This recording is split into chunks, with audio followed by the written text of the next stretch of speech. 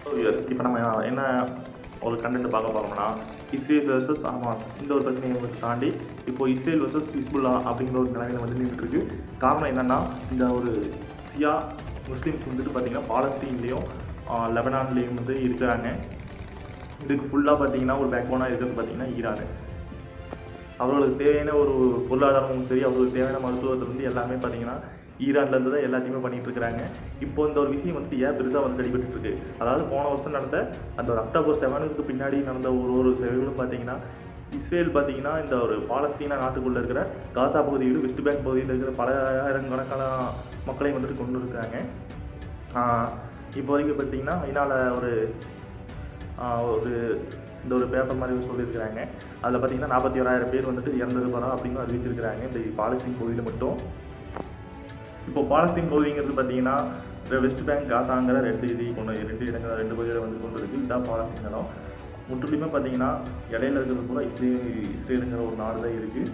இப்போ வந்துட்டு அந்த 2023 அக்டோபர் 7க்கு முன்னாடிலாம் பார்த்தீங்கன்னா ஒரு நாளைக்கு ஒரு பாலஸ்தீன் அந்த ஒரு மக்களை வந்துட்டு கொண்டுட்டு இருந்த இஸ்ரேல் பார்த்தீங்கன்னா இந்த ஒரு அக்டோபர் 7க்கு பின்னாடி நடந்த ஒரு தாக்குதலுக்கும் பின்னாடி வந்து பார்த்திங்கன்னா எல்லா மக்களையும் வந்துட்டு மக்களை இஸ்புல்லா அமைப்புல யாரையுமே பார்க்காம வந்துட்டு கண்மூடித்தனமான தாக்குதல் நடத்திட்டு வந்துட்டு இருக்காங்க. இதில் பலாயிரக்கணக்கான மக்கள் வந்துட்டு உயிரிழந்திருக்காங்க. இது நடந்து பார்த்தீங்கன்னா இதுக்கப்புறம் வந்துட்டு இந்த வார் வந்து இந்த ஒரு பிரச்சனை வந்து எஸ்கலேட் ஆகி இப்போ லெபனான் வரைக்கும் போயிருக்கு. லெபனான் வரைக்கும் போயிருக்கு. காரணம் என்னென்னு பார்த்தீங்கன்னா, அங்கிருந்தால் நம்ம மிசைல்ஸ் வந்துட்டு ஃபயர் பண்ணியிருக்கிறாங்க இஸ்ரேல் நாட்டு மேலே வந்து நார்த் இஸ்ரேல் மேலேயும் டெல்லவியூ அவங்களோட ஏர்போர்ட் மேலேயும். இதெல்லாம் பார்த்தீங்கன்னா வாரம் வந்து இந்த ஒரு பிரச்சனையை வந்து எஸ்கலேட் பண்ண ஆரம்பிச்சிருச்சு. இதனால என்ன நடந்திருக்குது பார்த்தீங்கன்னா, ஹமாஸ் தலைவர்கள் வந்துட்டு கொல்லப்பட்டாங்க. அந்த ஒரு பாலஸ்தீனில் வந்துட்டு இஸ்ரேலிய ஒரு படையெடுக்கும் போது இப்போ பார்த்தீங்கன்னா லெபனான் அவங்க அந்த ஒரு நாட்டு மேலேயும் பார்த்தீங்கன்னா இந்த மாதிரியான ஒரு ஆப்ரேஷன் சொல்லலாம், அவங்களோட ஒரு ப்ராப்ளம் சொல்லலாம். அவங்க ஒரு இன்வெஸ்ட்மெண்ட் வந்துட்டு உள்ளே போகும்போது இதில் இருந்த அந்த ஒரு ஹிஸ்புல்லா தலைவர்களை எல்லாத்தையுமே பார்த்தீங்கன்னா கொண்டுட்டாங்க. கமாண்டர்ஸ் உள்ளே இருந்த அந்த தகவல் ஐடிபி அந்த மாதிரியான ஆளுகளை வந்துட்டு கொண்டு இருக்கிறாங்க. அதாவது இதில் பார்த்தீங்கன்னா முன்னாடி இந்த மாதிரி ஒரு கொள்றதுக்கு முன்னாடி ஒரு விஷயம் வந்து பார்த்தீங்கன்னா இந்த பேஜர் தாக்குதலும் வாக்கி டாக்கிலையும் பார்த்தீங்கன்னா வெடிப்புகளை ஏற்படுத்தி இந்த ஒரு ஹிஸ்புல்லா அமைப்பில் இருந்து சேர்ந்த பல நபர்களை வந்துட்டு கொண்டாங்க, பலாயிரம் நபர்களையும். இப்போ ரீசெண்டாக பார்த்தீங்கன்னா ஹிஸ்புல்லா தலைவர் நஸ்ரல்லா அவங்களையும் அந்த இடத்துல பார்த்தீங்கன்னா ஒரு ரகசிய சந்திப்பானது நடைபெற்று இருக்காமல் அந்த இடத்துல பார்த்தீங்கன்னா ஈரானிய ஒரு கமாண்டோவும் வந்துட்டு ஒரு கமாண்டோ சீஃப் வந்துட்டு கொண்டு இருக்காங்களாமா. அந்த இடம் வந்து இப்போ தான் ரீசெண்டாக அந்த ஒரு இன்ஃபர்மேஷன் வந்து வெளியே வந்திருக்கு. பாலஸ்தீனில் இருக்கிற அந்த ஒரு முஸ்லீம்ஸ் வந்துட்டு ஷியா முஸ்லீம்ஸ் தான் இருக்கிறாங்க. லெபனானில் பார்த்தீங்கன்னா ஷியா முஸ்லீம்ஸ் இருக்காங்க. ஈரானும் ஒரு ஷியா முஸ்லீம் நாடு தான். அதாவது அந்த நாடுனால தான் பார்த்தீங்கன்னா ஷியா முஸ்லீமுக்கு தேவையான ஒரு நாடுகள் வந்துட்டு இருக்கணும். அவங்களோட பேக்போனில் தான் பார்த்தீங்கன்னா இந்த ஒரு பாலஸ்தீனில் வந்துட்டு அந்த ஹிஸ்புல்லா அமைப்பும் இருக்குது. இந்த ஏமனில் பார்த்தீங்கன்னா ஹவுதிங்கிற அமைப்பும் இருக்குது. லெபனானில் பார்த்தீங்கன்னா ஹிஸ்புல்லாங்கிற அமைப்பும் இருக்குது. இது இப்போ பார்த்தீங்கன்னா பாலஸ்தீன்லேருந்து ஹமாஸ் அமைப்புகளும் வந்துட்டு பல பேர் தாக்கப்பட்டாங்க. இப்போ ஹிஸ்புல்லாவில் முக்கிய தலைவர்களும் கமாண்டர்ஸும் வந்துட்டு இறந்துட்டாங்க. பலாயிரம் வீரர்களும் வந்துட்டு இறந்துட்டாங்க. இப்போ அடுத்த டார்கெட் வந்துட்டு ஏமனா இல்லை ஈரானா அப்படிங்கிற ஒரு கான்செப்டில் தான் வந்துட்டு இந்த ஒரு பிரச்சனை வந்து போயிட்டுருக்கு.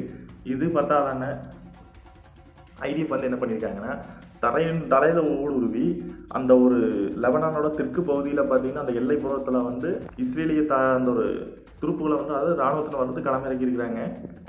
அதாவது லெபனானில் இருக்கிறது தான் இந்த ஹிஸ்புல்லா அமைப்பு. அந்த ஹிஸ்புல்லா அமைப்பானது நான் இன்னைக்கு அதாவது ஒரு அறிக்கையை வந்து வெளியிட்டிருக்காங்க. அதில் என்ன சொல்லியிருக்காங்கன்னு பார்த்தீங்கன்னா, மெட்ரோனலா பகுதியில் இருக்கிற இஸ்ரேலிய இராணுவ மீது வந்து பீரங்கி குறிவைத்து தாக்குதல் நடத்துகிறாங்கிறாகவும். ஆனால் இந்த அறிக்கையில் பார்த்தீங்கன்னா இஸ்ரேலிய இராணுவம் லெபனானுக்குள்ளே நுழைஞ்சிருச்சு அப்படிங்கிற அறிக்கை அந்த ஒரு விஷயத்தை வந்துட்டு அந்த ஒரு அறிக்கையில் வந்து குறிப்பிடலை.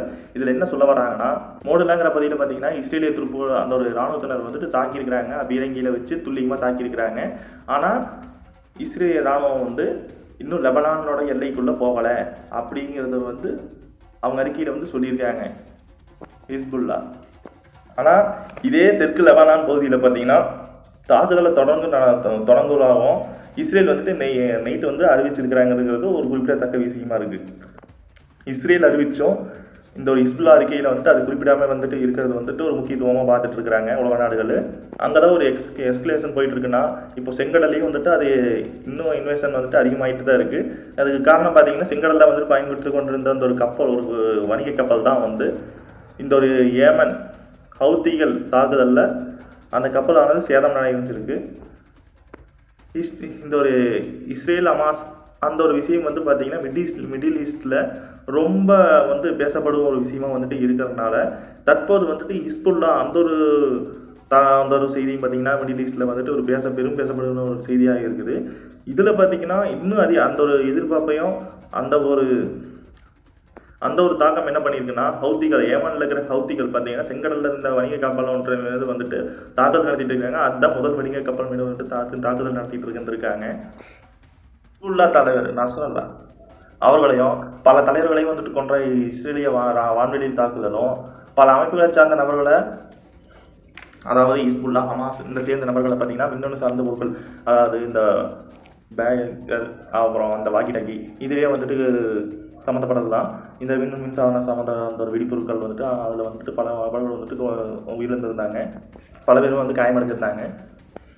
இதுக்கு பின்னாடி பார்த்தீங்கன்னா இஸ்ரேல் வந்து பார்த்தீங்கன்னா இஸ்மாயில் அனியா இந்த மாதிரியான ஒரு கொலைகளுக்கெல்லாம் பின்னாடி பார்த்தீங்கன்னா இந்த ஒரு ஹசன் நஸ்ரல்லா அவர மாதிரியான ஒரு பேரெல்லாம் பார்த்தீங்கன்னா பல பேர்த்த கொண்டு பின்னாடி இந்த ஒரு இன்வேஷன் ஆனது நடந்துட்டு இருக்குது. தரைப்படை மூலியமா பார்த்தீங்கன்னா தெற்கு லெபனான் பகுதிகளில் வந்துட்டு இஸ்ரேலிய ராணுவம் வந்துட்டு உள்ள நுழைஞ்சிருக்கிறதாகவும் செய்தி வந்துட்டு இருக்கு.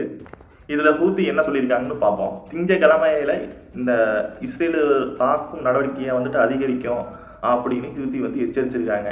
இதில் என்ன சொல்கிறாங்கன்னு பார்த்தீங்கன்னா இஸ்ரேலோட தாக்கம் வந்துட்டு ஹிஸ்புல்லா அமைப்பில் பல பேர்த்த வந்து கொண்டுட்டு தான் இருக்குது. இதுக்கான ஒரு ரியாக்ஷன் வந்து ஹவுத்தி காட்ட போகிறதாகவும் அது திங்கட்கிழமையில இருந்து அவங்க வந்துட்டு காட்டுறதாகவும் எச்சரிச்சிருந்துருக்காங்க.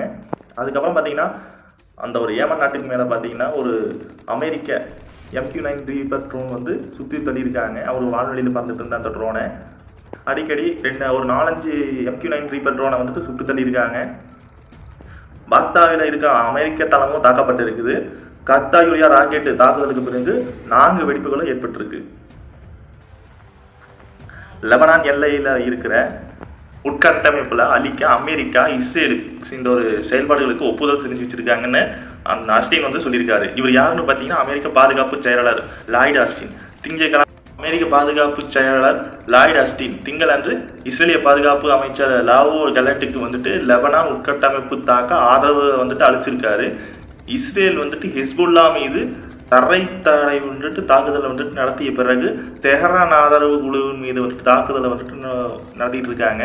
இதுக்கு பதிலளிக்கும் விடமா வந்துட்டு இந்த ஹிஸ்புல்லா ஹமாஸு ஹவுதி இந்த மாதிரியான ஒரு அமைப்புகளை வந்துட்டு தாக்குதல் நடத்தி முடித்த பின்னாடி பார்த்தீங்கன்னா ஈரான் அப்படிங்கிற ஒரு நாட்டை வந்துட்டு நேரடியாக வந்துட்டு தாக்க வேணாம் அப்படிங்க வந்துட்டு அமெரிக்காவோட லாய்டு ஆஸ்டின் வந்துட்டு சொல்லியிருக்காராமா. இதை தாக்குனா கடுமையான விளைவுகள் வந்துட்டு ஏற்படும் அப்படின்னு வந்து சொல்லியிருக்காரு.